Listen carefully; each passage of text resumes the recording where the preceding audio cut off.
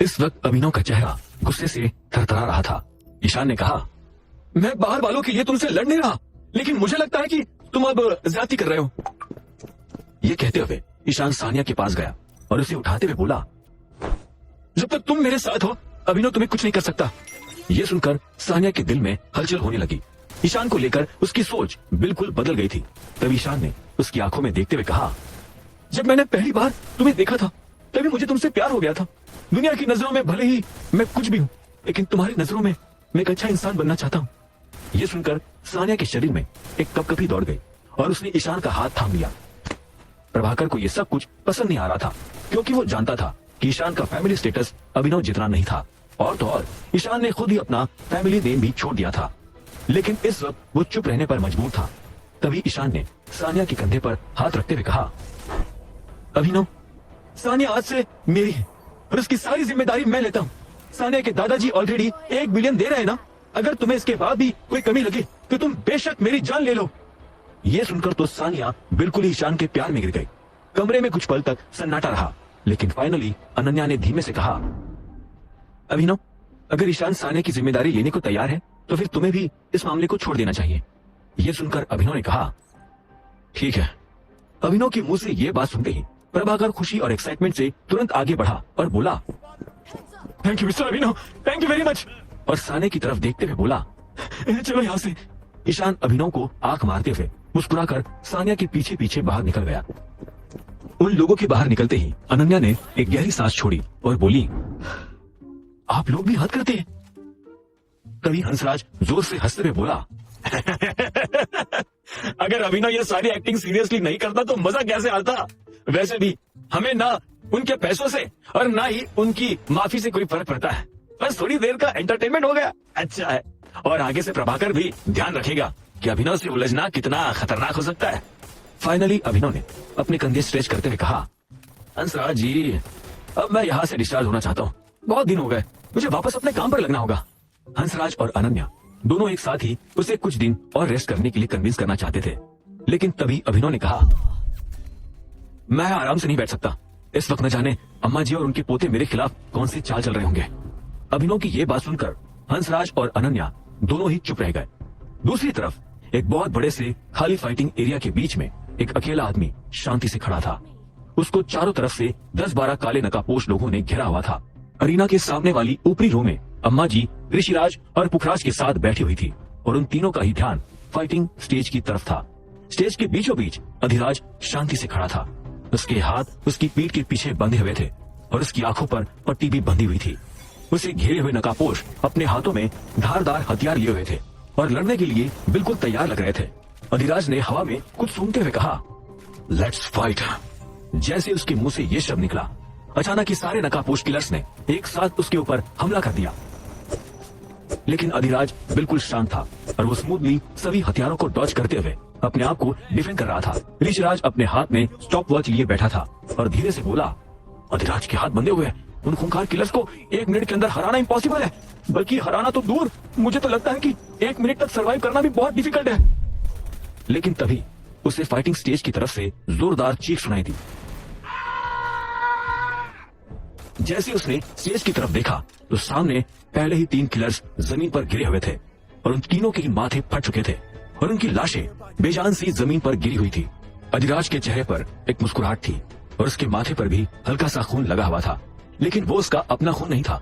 देखते ही देखते अगले ही पल अधिराज किसी भूखे भेड़े की तरह आगे दौड़ा और एक किलर की गर्दन को अपने दांतों से नोच डाला और उसकी विंड पाइप को बाहर खींच लिया, जिसकी वजह से वो तड़पते हुए वहीं मर गया। बाकी के किलर्स समझ चुके थे कि ये एक डू और डाई फाइट थी, इसीलिए उन्होंने मिलकर अधिराज के ऊपर कॉम्बिनेशन में अटैक कर दिया। अधिराज ने उनमें से 3 को एक लात में हमेशा के लिए मौत के घाट सुला दिया। लेकिन इससे पहले वो रिएक्ट कर पाता, तभी उन किलर्स के लीडर ने उसके गले पर खंजर से हमला कर दिया और अधिराज के पास डॉज करने का वक्त नहीं था, इसलिए मजबूरी में उसे अपनी जान बचाने के लिए अपने हाथ को आगे करना पड़ा, जिस पर रस्सी बंधी हुई थी। खंजर के उस वार से रस्सी कट गई और अधिराज के दोनों हाथ खुल गए। ये देखते ही बाकी के बचे हुए 2 किलर्स के पसीने छूटने लगे और उनकी आंखों में खौफ छा गया। दूसरी तरफ अधिराज के चेहरे पर एक डिसअपॉइंटेड स्माइल छा गई, जो धीरे धीरे बहुत खौफनाक लगने लगी। जब अधिराज ने आगे की ओर कदम बढ़ाया तो दोनों किलर्स जान बचाकर भागने लगे। तभी पुखराज ने चिल्लाकर कहा, 5 सेकंड्स रिमेनिंग। यह सुनकर अधिराज अपनी जगह पर ही रुककर खड़ा हो गया। दोनों किलर्स अपनी जान बचाने के लिए तेजी से अरीना से बाहर भागने के लिए दरवाजे की तरफ भागने की कोशिश करने लगे। वो दरवाजे के नजदीक पहुंचने ही वाले थे कि तभी उन्होंने देखा कि अधिराज पहले से ही उनके आगे दरवाजे पर खड़ा था। उन्हें ऐसा लगा मानो अधिराज टेलीपोर्ट होकर वहां पहुंच गया था। शौक की वजह से वे दोनों अपनी अपनी जगह पर जम से गए। अधिराज ने आगे बढ़कर उन दोनों का सिर पकड़ा और आपस में इतनी जोर से टकराया कि उनका सिर फट गया। तभी पुखराज की आवाज दोबारा आई, 1 सेकंड रिमेनिंग एंड डन। ये सुनकर अधिराज जोरों से पागलों की तरह हंसने लगा और उन दोनों किलर्स के फटे हुए सिरों को हवा में उठाकर अपने चेहरे के ऊपर ले आया। देखते ही देखते टपकते हुए खून ने उसे पूरी तरह ढक लिया और वो एक खूंखार लाल राक्षस की तरह दिखने लगा। इस वक्त ऋषिराज भी ये नजारा देखकर कांप गया था।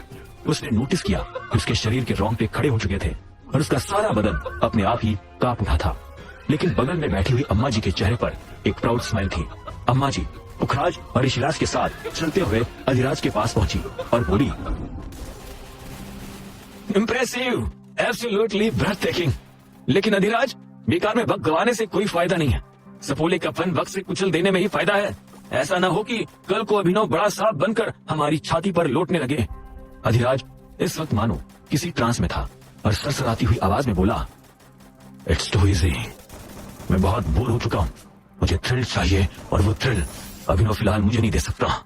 मैं उसका सांप बनने का इंतजार करूंगा ताकि उसे कुचलने में मुझे मजा आए। तब तक जो कुछ करना है तुम लोग देख लो। अगर वो तुम्हारे हाथों मारा गया तो मैं मान लूंगा कि वो मेरे हाथों से मरने लायक ही नहीं था। यह सुनकर अम्मा जी के चेहरे पर एक फ्रस्ट्रेशन छा गया।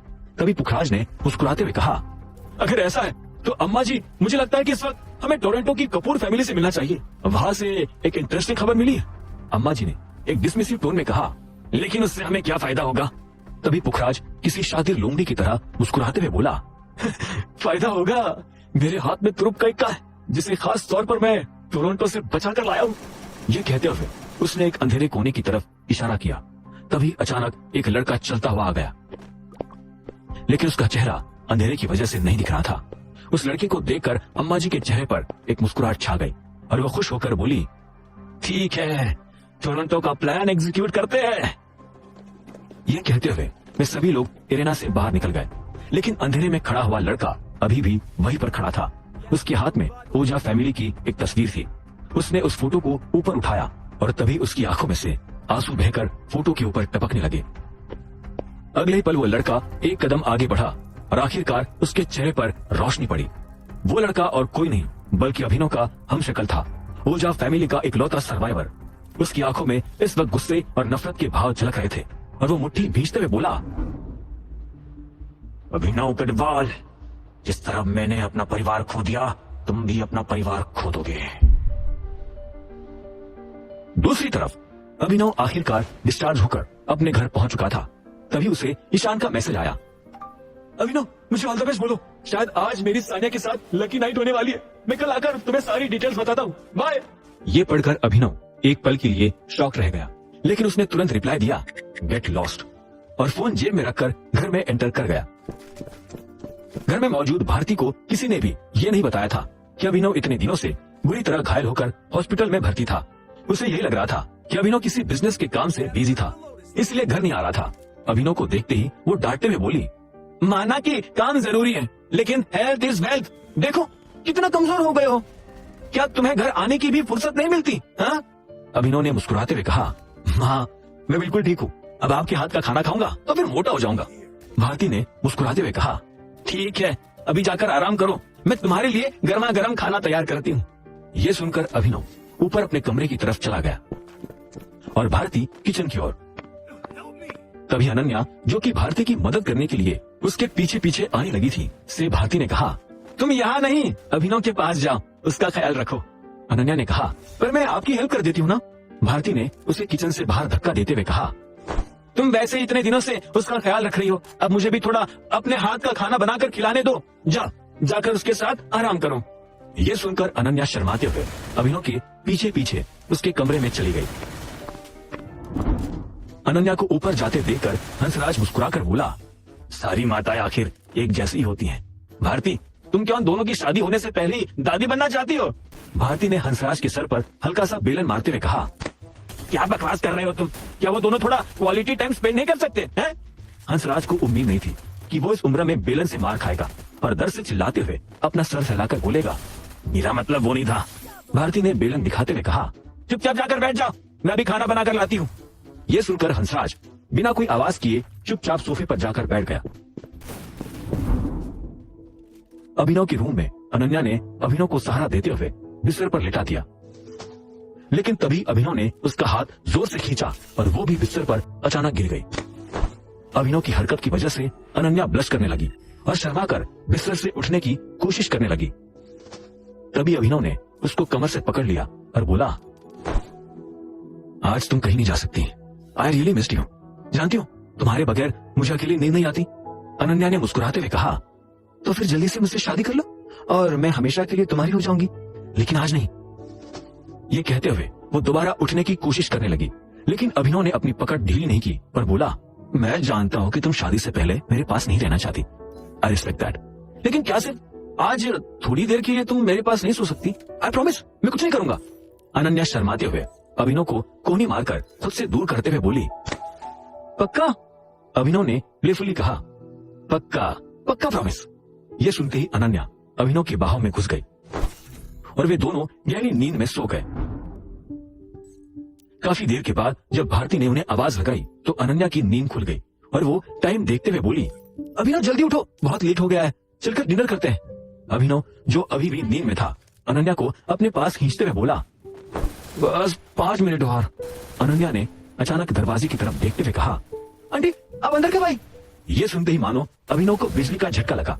वो तेजी से उछलकर बिस्तर से बाहर निकला और दरवाजे की ओर देखने लगा, लेकिन वहां कोई नहीं था। अभिनव का ये रिएक्शन देखकर अनन्या जोरों से हंसने लगी और बोली, 5 मिनट में नीचे आओ, आंटी आवाज लगा रही है, बाय। ये कहते हुए वो तेजी से कमरे से बाहर भाग गई। अभिनव भौचक्का होकर अनन्या को देखता रहा। कुछ देर बाद वे सभी लोग साथ में मिलकर डाइनिंग टेबल पर खाना खा रहे थे। तभी भारती ने पूछा, इतने दिन हो गए कबीर नहीं दिख रहा, जब से तुम घर से गायब हुए थे तभी से वो भी घर नहीं आया है। अभिनव को एक पल के लिए कोई जवाब नहीं सूझा। तभी हंसराज ने सीरियस टोन में कहा, एक्चुअली उसे दामोदर सर ने कुछ जरूरी काम से बुलाया था, वो कुछ दिनों में वापस आ जाएगा। अब आगे क्या होगा? क्या भारती को कबीर और अभिनव के घायल होने की बात पता चल जाएगी? क्या है पुखराज का टोरंटो वाला प्लान? क्या अभिनव का हमशक्ल अभिनव की जिंदगी में खड़ा कर देगा कोई बहुत बड़ा तूफान? क्या होगा जब अभिनव का अधिराज से होगा आमना सामना? जानने के लिए सुनते रहिए आगे।